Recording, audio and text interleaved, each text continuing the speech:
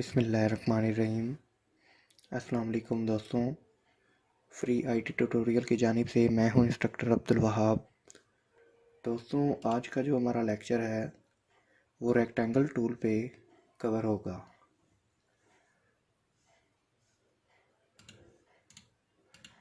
दोस्तों, जो rectangle tool है ये कोरल ड्रा का बहुत इम्पोर्टेंट टूल है। ये जो डिज़ाइनिंग आगे एडवांस हम डिज़ाइनिंग करेंगे इसमें, जैसे कि ब्राउज़र वगैरह, पेनाफ्लेक्स वगैरह डिज़ाइनिंग करेंगे तो उनमें ये बहुत हेल्पफुल जो है ना वो साबित होगा।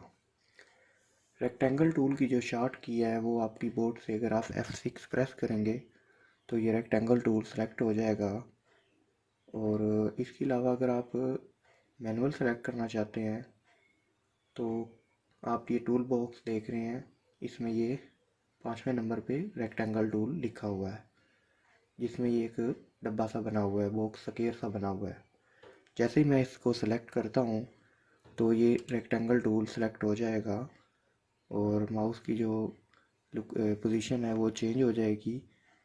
जैसे कि ये एक प्लस का निशान है और इसके नीचे एक रेक्टेंगल सी बनी हुई है।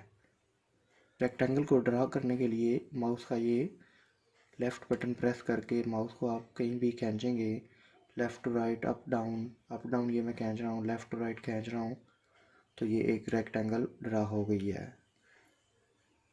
तो इसमें अब ये देखें, इसकी लंबाई, ये जो लंबाई है ये इसकी ये ऊपर बता रहा है प्रॉपर्टी बार में 6 समथिंग जो है ये इंच आ रही है, और जो चौड़ाई है वो 3.57 इंच बता रहा है। उसके बाद आप ये जब ड्रा करेंगे तो ये उसके बाद दोबारा से ये आप इसको दोबारा भी सिलेक्ट करके ड्रा कर सकते हैं। देखिए, जितनी मर्जी जैसे मर्जी आप रेक्टेंगल ड्रा करते जाएं।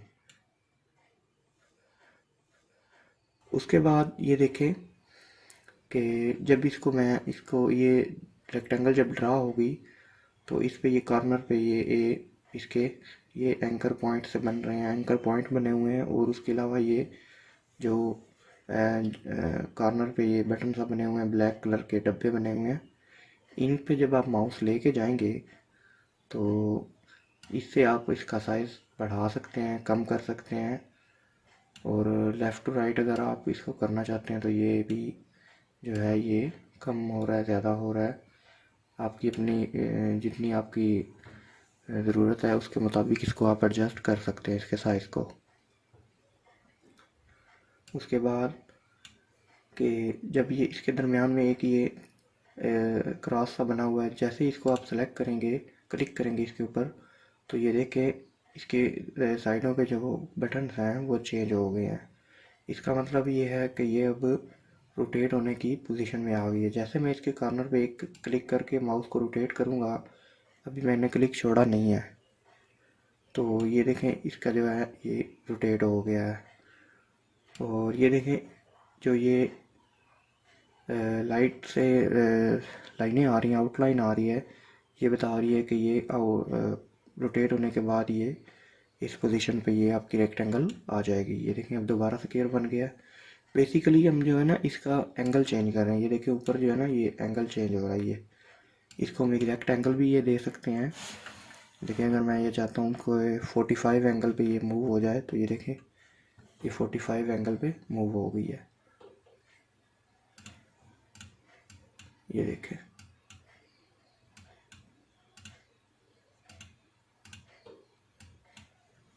उसके अलावा जो है इसकी प्रॉपर्टी बार के बारे में मैं कुछ बता देता हूँ आपको।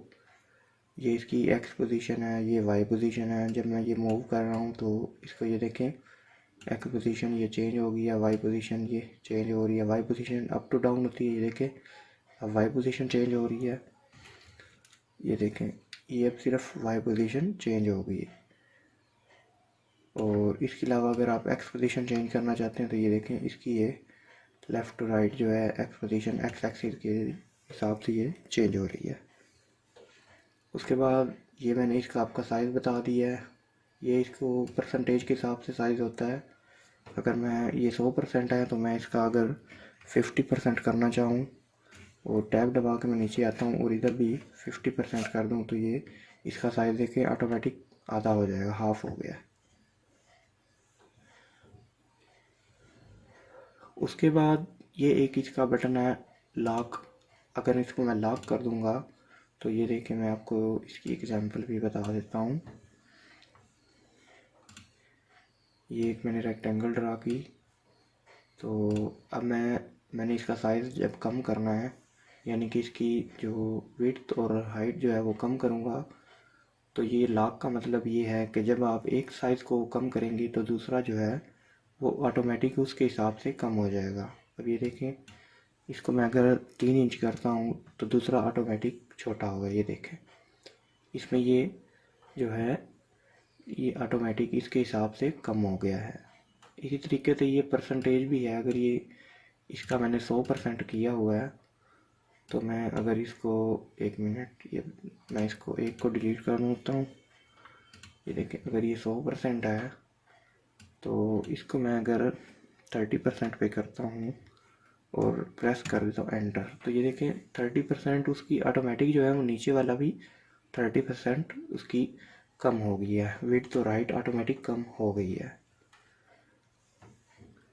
इसके अलावा रेक्टेंगल टूल में आप ये देखें, एक जब आप इस पे ये कॉर्नर से नीचे जो है ये कॉर्नर पे क्लिक करेंगे तो ये देखें ये रोटेट हो रहे हैं। ये देखें, माउस का क्लिक मैंने छोड़ा नहीं है, तो जैसे जैसे माउस को मैं मूव कर रहा हूँ इसको ये रोटेट होता जा रहा है। इसके ये देखें बेसिकली ये जो कॉर्नर है, ये एजेस जो हैं, इनको हमने एक एंगल के हिसाब से रोटेट कर दिया है, इसको हमने कर्व में चेंज कर दिया है। तो ये कर्व जो है ये समझने के लिए यहाँ पे मैं आपको बताता हूँ। ये देखें, इसके 4 कॉर्नर हैं। ये 4 कॉर्नर जो हैं, ये वाला टॉप राइट है, ये लेफ़्ट राइट, ये जो है बॉटम राइट है, ये टॉप लेफ़्ट है और ये बॉटम लेफ़्ट है। इसमें अगर आप यहाँ से आप 52 है तो मैं इसको अगर 0 कर देता हूँ और एंटर लगा देता हूँ तो ये देखें इसका जो ये एक एज है ये स्मूथ हो गया, बिल्कुल एज बन गया है।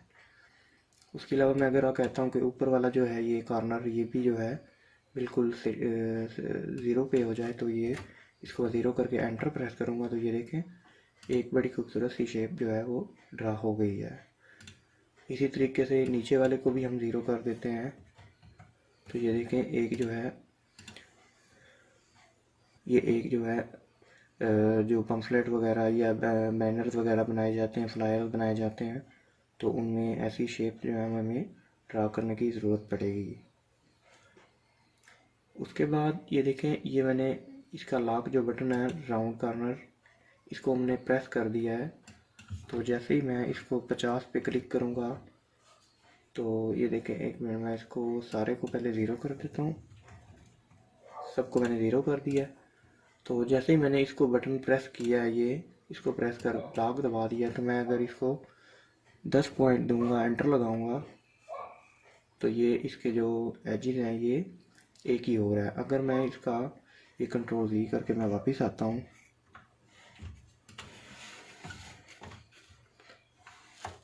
तो अगर मैंने ये लॉक ख़त्म कर दिया, ये इसको प्रेस कर दिया, यानी कि इसका ये देखिए हाईलाइट हो गया, तो अगर मैं 10 पॉइंट देता हूँ और एंटर कर देता हूँ तो ये देखें 10 जो है मैंने एक में एंटर किया और ये सब में ऑटोमेटिक जो है एंटर हो चुका है, क्योंकि ये जो इसके जो कॉर्नर हैं ये आपस में ग्रुप्ड हो गए हैं, लॉक हो गए हैं, जिसकी वजह से ये एक को चेंज अगर हम करेंगे तो सब में ऑटोमेटिक चेंज होती जाएगी।